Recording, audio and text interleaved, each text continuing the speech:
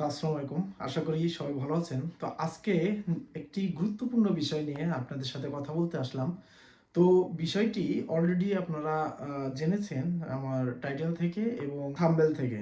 তো এখন কথা হলো যে আসলে ট্রেনিংয়ে সর্বপ্রথম কোন বিষয়টা নিয়ে আলোচনা করা হয় বা ট্রেনিংয়ে আপনি যখন যাবেন তখন আপনাকে কোন বিষয় নিয়ে আলোচনা করবে। প্রত্যেকটা কোম্পানিরই একই সিস্টেম, প্রায় প্রায় সেম সিস্টেম।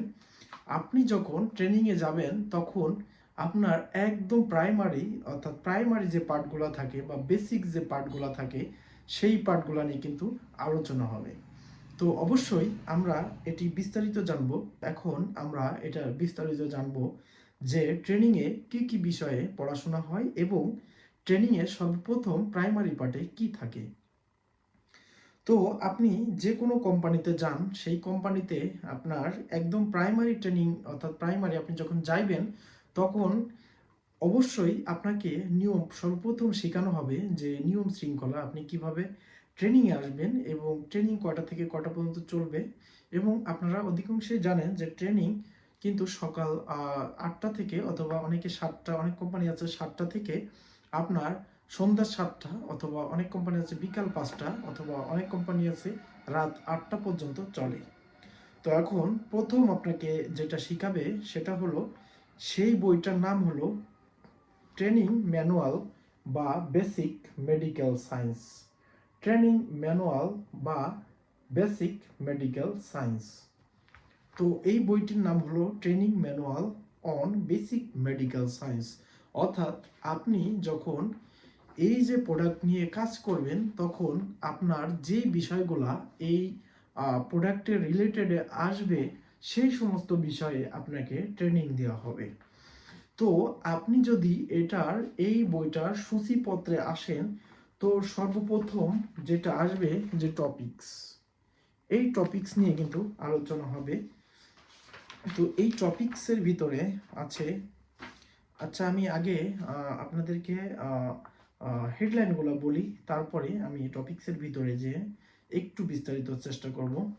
তো তারপরে আছে, আচ্ছা আমি এখান থেকে বলি, cell, tissue, organ and body system.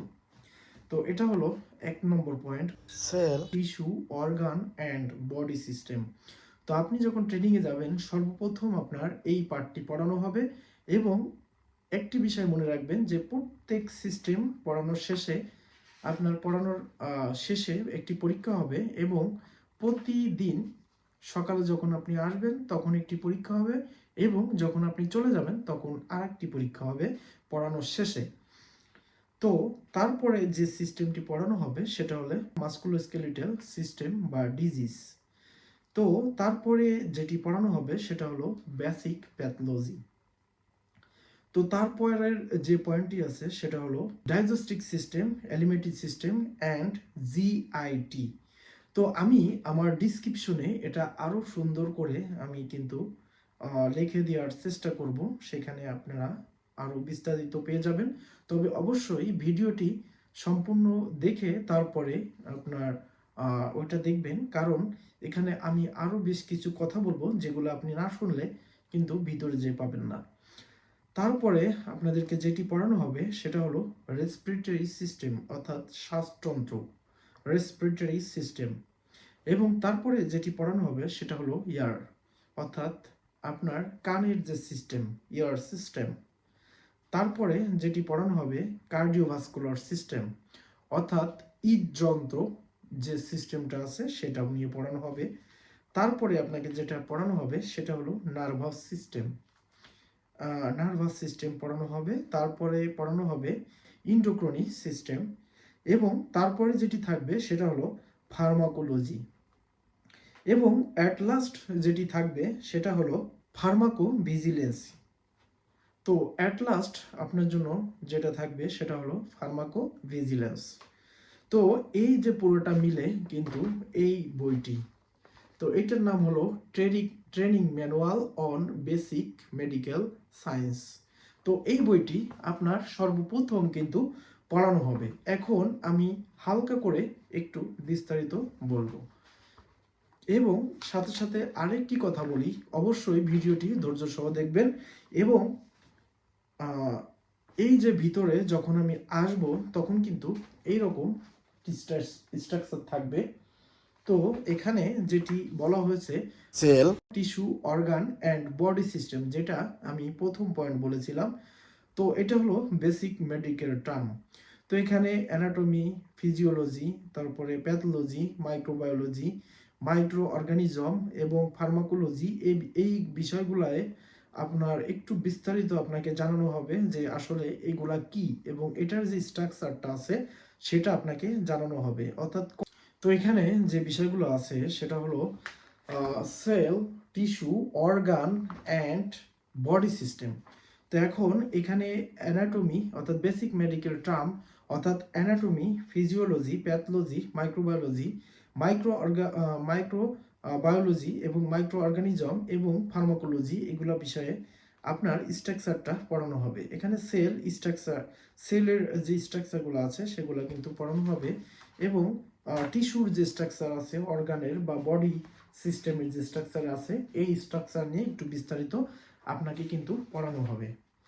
এবং তারপরে যে বিষয়টি থাকবে সেটা হলো মাস্কুলোস্কেলেটাল সিস্টেম।